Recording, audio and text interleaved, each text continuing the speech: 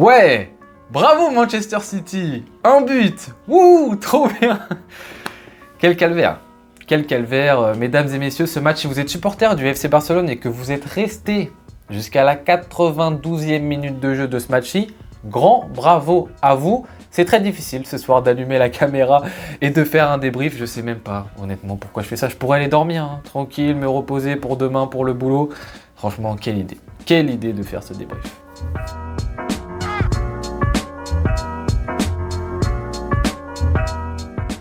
Et oui, le Real Madrid s'est qualifié pour les huitièmes de finale, mesdames et messieurs, après un match qui a été une domination totale de la première à la dernière minute. Hormis le coup franc en toute fin de match de Manchester City, on a vu des adultes contre des enfants. On a vu une équipe senior contre une équipe poussin pendant 92 minutes, mesdames et messieurs. Moi, j'ai été naïf, j'y ai cru.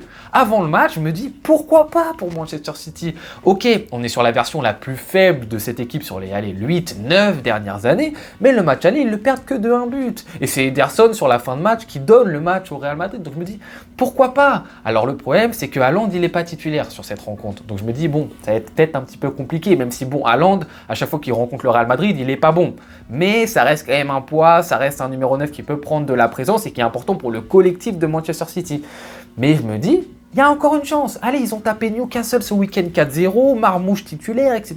Il y a des choses qui peuvent bouger, ils seront peut-être revanchards. Ils disent peut-être qu'il faut faire quelque chose d'intéressant en Ligue des Champions. Rien du tout. Le Real Madrid, ce soir, leur a rien laissé. Les 2 premières minutes. Allez, les 2 premières minutes, ce qui se passe, c'est que je vois un Real Madrid qui est bloc médian, bloc bas, et une possession de Manchester City. Et je me dis à ce moment-là, le Real Madrid, ils vont nous faire le même coup que l'année dernière. Ils vont jouer à 15 dans leur surface de réparation, ils vont attendre les petites contre-attaques à droite, à gauche, mais ils vont jouer anti-football, comme l'année dernière. Mais pas du tout, c'était que les 2 premières minutes. Après, Asensio prend le ballon, il envoie très bien Kylian Mbappé, la passe est très belle de Asensio, pour Kylian qui a fait un superbe appel, on va revenir sur Kylian Mbappé bien évidemment, et qui lobe parfaitement le gardien. Et là, il peut célébrer comme ça. Cette fois-ci, il n'est pas hors jeu. Le petit Kylian Mbappé, 1-0 pour le Real Madrid. C'est bon, on ferme le stade, on tire les rideaux, le match il est plié, le match il est fini. Le Real Madrid, même quand ils perdent de 2 buts en Ligue des Champions, il reste que 5 minutes, ils sont confiants. Alors là, les mecs, ils ont plus, je sais pas combien sur le match aller, match retour, plus de buts. Mais forcément, là, c'est la confiance à son paroxysme. Et t'as un Real Madrid qui dicte tout sur le terrain. Les temps, ils n'ont pas le ballon.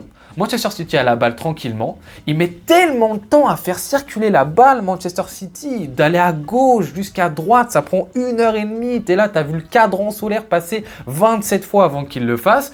Et le Real arrive à bien temporiser, etc. Ils sont là, ils font le dos rond, tranquille, ils gèrent. Et dès qu'ils ont besoin d'accélérer, ils accélèrent. Dès que le Real Madrid a besoin de faire des temps de possession, ils les font. Ils ont plus de possession que Manchester City à la fin du match. Le Real Madrid, mesdames et messieurs. Et ils font le match parfait. Alors, ils sont dans un fauteuil, parce que Manchester City, franchement, le pressing de Manchester City est catastrophique. Mais en même temps, il faut que le Real Madrid aussi joue bien. Et le Real Madrid a bien joué ses coups face à une adversité qui était très faible. Mais le Real Madrid s'est mis au diapason. Et on voit un récital. Comme je vous l'ai dit, c'est vraiment des adultes contre des gosses. Et même au niveau athlétique, on l'a vu. On l'a dit plusieurs fois. Ce Real Madrid, depuis quelques années, ils ont des joueurs qui sont en même temps costauds et en même temps rapides. Ils associent tout ce qui est un joueur qui est athlétique, entre guillemets.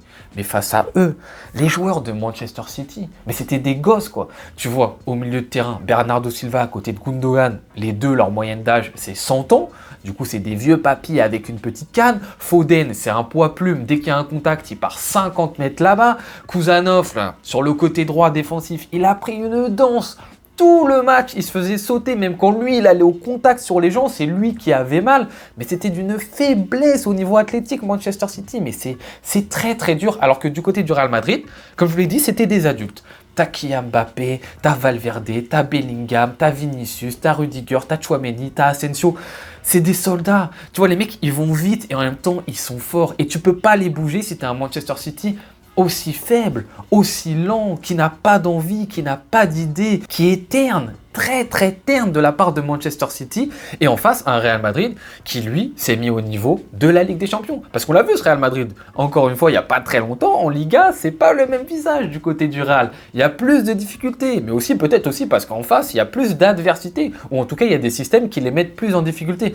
Mais là le Real s'est régalé, les joueurs ils ont été à un très bon niveau, la défense centrale a répondu présent, devant la défense, Tchouaméni fait peut-être un de ses meilleurs matchs depuis le début de la saison, Ceballos Ceballos. Mais quelle utilité il a Ceballos. C'est super bien, je pense, pour le Real Madrid de l'avoir pour la suite de la saison. Parce qu'il n'était pas forcément titulaire au tout début, justement, de la saison. Là, depuis quelques semaines, depuis quelques mois, il commence à l'être de plus en plus. Pour les sorties de balles, c'est très intéressant. Parce que justement, on a souvent dit qu'il manquait un peu un joueur à la Kroos au Real Madrid sur cette année. Il n'a pas le niveau technique de Kroos, bien évidemment, c'est pas les mêmes sorties de balles. Mais tu rajoutes un joueur qui a une palette technique un peu plus supérieure à ce qu'on a vu récemment juste devant la défense du côté du Real Madrid.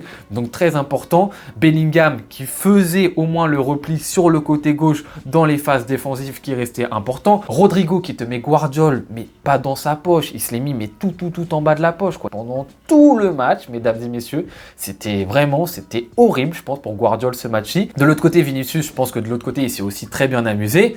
Et enfin Kylian Mbappé, voilà Kylian Mbappé qui fait peut-être son meilleur match avec le Real cette année. Alors après ça se tape, bien évidemment, c'est pas toujours pareil. Mais là, triplé dans une affiche pareille, c'est un marqueur. Et ça va peut-être être très important pour Kylian sur la suite de la saison, hein. On sait qu'en ce moment, il est en train de revenir. Déjà, on sait que athlétiquement, depuis quelques semaines, on est face à un Kylian qui va beaucoup mieux. Et on sait que ce joueur, si athlétiquement, il va bien, bah forcément, il y a beaucoup de choses qui suivent derrière. Et les buts qu'il met aujourd'hui, ce sont des beaux buts. Et ce sont des beaux buts dans un rôle où il est quand même souvent assez axial. Là où on aurait pu se poser des questions en début de saison sur son niveau dans ce rôle un petit peu axial. Là, l'appel sur le premier but, il est très bon et la finition, elle est excellente. Le petit lob qu'il n'aurait peut-être pas marqué au tout début de saison, justement par rapport à cette confiance qu'il n'avait pas. Le deuxième but, l'enchaînement est phénoménal. Et en plus de l'enchaînement qui est phénoménal, la manière dont il se repositionne pour redonner une impulsion à son appel, c'est super bon. La fin de tir,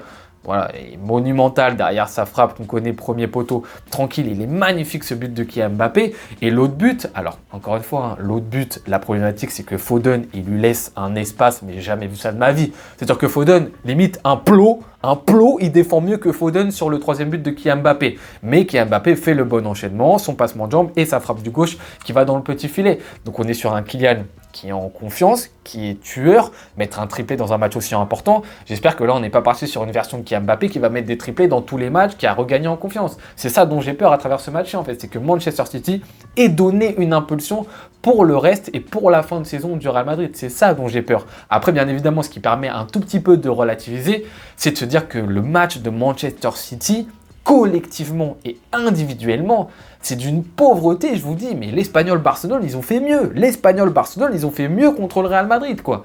Et là, Manchester City, mais les cas, t'es supporter de ce club-ci actuellement, mais tu dois avoir peur. Alors bien évidemment, hein, ils ont marché sur la Première Ligue sur ces dernières années, ça a été une équipe super importante en Ligue des Champions, donc tu peux pas, je pense, en vouloir à un Pep Guardiola sur une année d'avoir un énorme trou. Mais là, le trou, il est énorme pour Manchester City. Vraiment, c'était d'une pauvreté offensivement et défensivement, c'était très chaud. Mais il faut quand même reconnaître que le Real Madrid lui a su répondre présent parce que le Real Madrid devait jouer son match et que le Real Madrid, des fois, face à des adversaires qui sur le papier étaient quand même plus faibles que Manchester City, a beaucoup plus galéré. Et là, on a vu un Real Madrid qui était taille Ligue des Champions, qui s'est mis au diapason, qui est arrivé avec l'envie de jouer et qui a fait mal tout le temps quand il a voulu faire mal à Manchester City et qui a dicté le tempo comme il avait envie de le faire. C'était des adultes qui ont décidé de A à Z tout ce qui allait se passer sur ce match. Donc pour ça, bravo le Real Madrid. Franchement, ça a été carré. Bravo Kylian pour son match. Ça n'empêche pas, bien évidemment, de dire que Kylian a raté sa première partie de saison.